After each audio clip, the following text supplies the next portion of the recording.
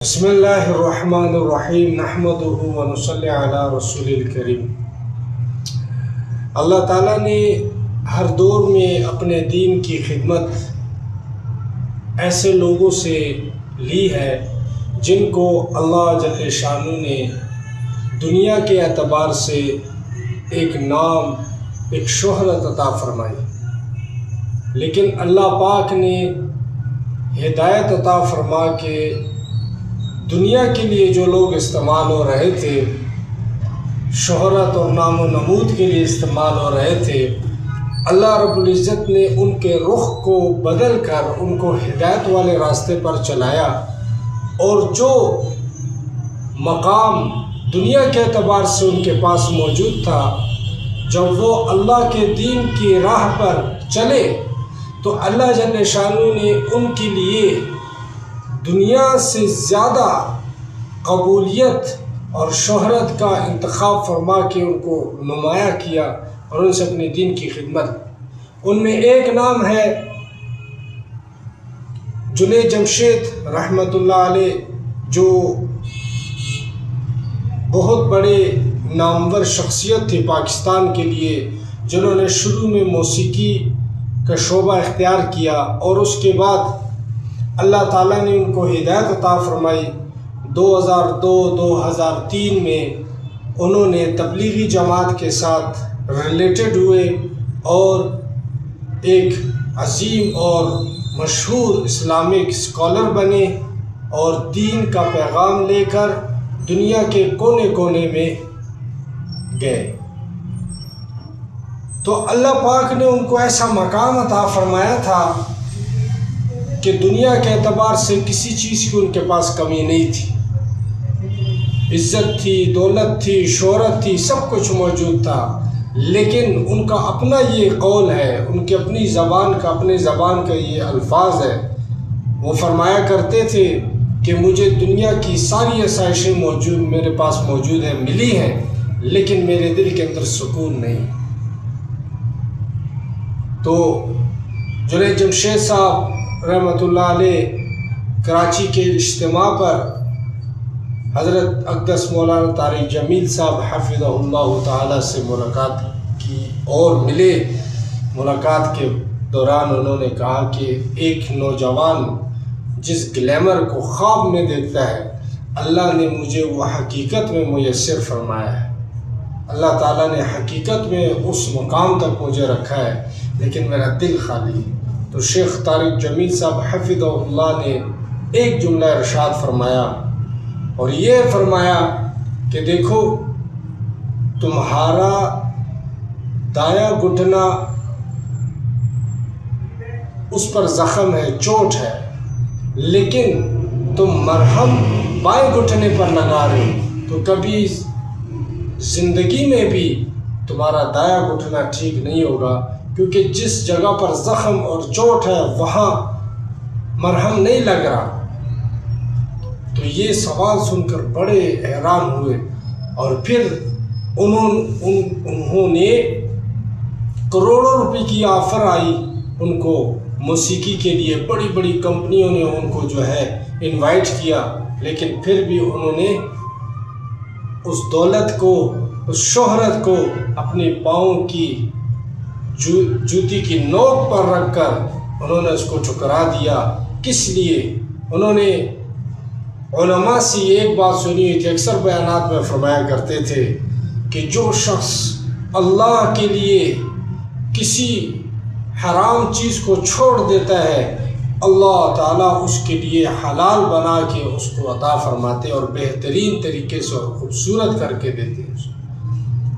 تو جب انہوں نے موسیقی کو چھوڑا تو موسیقی کو چھوڑنے کی وجہ سے وہ بدنام نہیں ہوئے، غریب نہیں ہوئے۔ اللہ جل شانہ نے وہ مائک جو موسیقی کے لیے استعمال ہوتا تھا، اللہ نے وہ مائک نہیں چھینا ان سے، اللہ نے اس مائک کو ان کے لیے ہدایت پھیلانے کا ذریعہ بنایا۔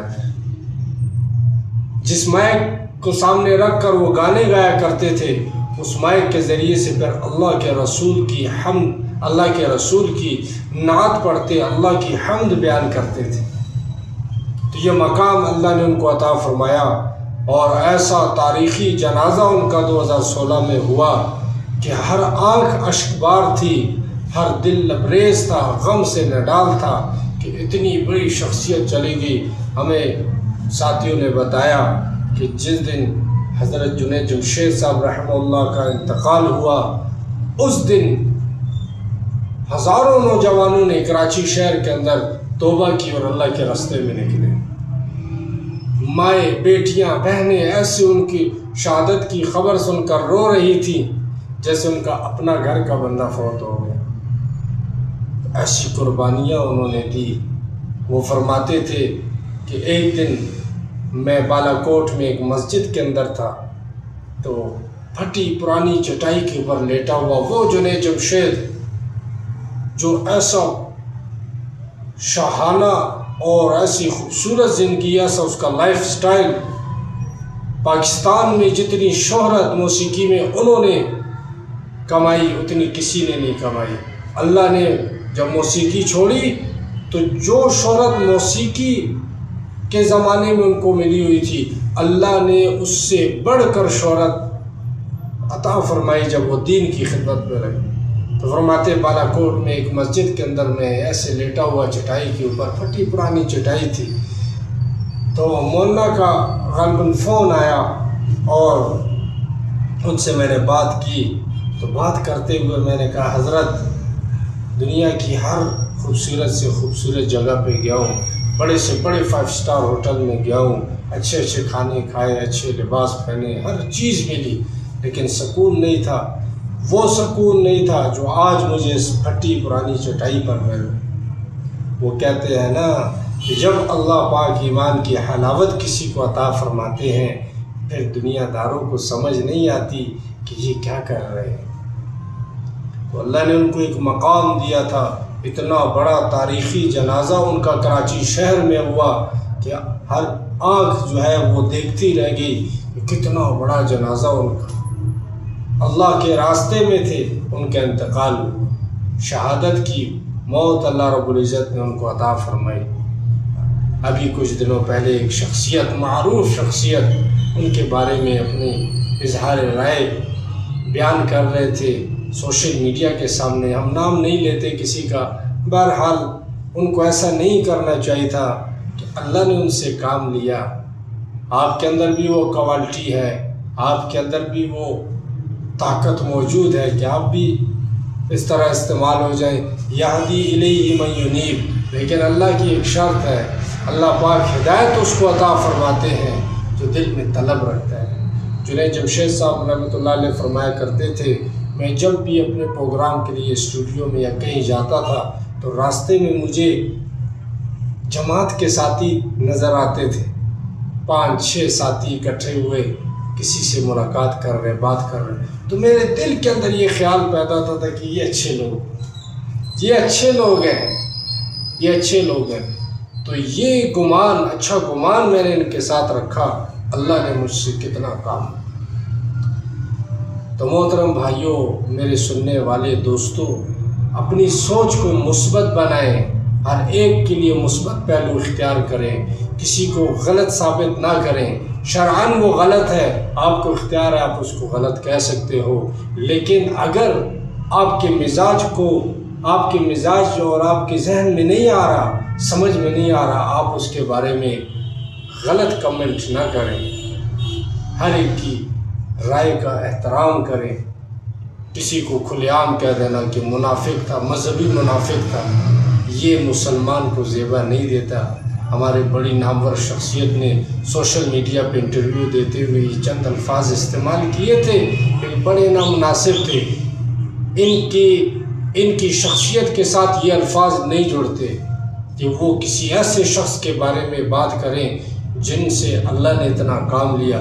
کینیڈا، لندن، پتہ نہیں کہاں کہاں، انگلینڈ، امریکہ، کہاں کہاں یہ گئے دین کی دعوت کو لے کر، اور لوگ ان پہ کیسے جمع ہوتے تھے۔ لوگ ان کی بات کو سننے کے لیے ترستے تھے، لوگ ان کو دیکھنے کے لیے ترستے تھے۔ اللہ نے وہ عزت اور وہ مقام ان کو عطا فرمایا تھا۔ کتنا بڑا جنازہ ان کا ہوا۔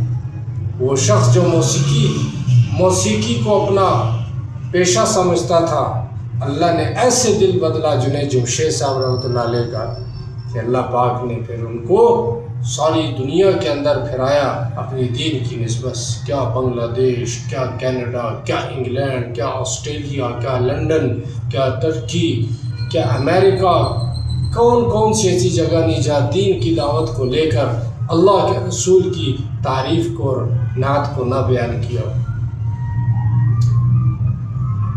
تو آپ کی سوچ میں میرے اعتبار سے اور ان کی سوچ میں زمین آسمان کا فرق. میں منفی بات نہیں کرتا، لیکن ایک مسلمان کو یہ زیب نہیں دیتا کہ جس کی آخری زندگی توبہ پر، ہدایت پر گزری ہو اور اس کے بارے میں منافق کا لفظ استعمال کیا جائے. یہ بڑا نامناسب عمل ہے. تو اللہ پاک ہمیں جو ہے ہر ایک کے ساتھ اچھا گمان رکھنے والا بنائے. ہر ایک کی صفات کو جب ہم سامنے رکھ کر اسے دیکھیں گے، پرکھیں گے تو ہمیں ہیرا نظر آئے گا. اگر اس کی کمیوں کو اور برائیوں کو سامنے رکھ کر اسے پرکھیں گے تو وہ ہمیں جو ہے حقارت کے علاوہ ہمیں کچھ نہیں نظر آئے گا. اللہ پاک ہمیں حضور کی سیرت پر چلنے والا بنائے.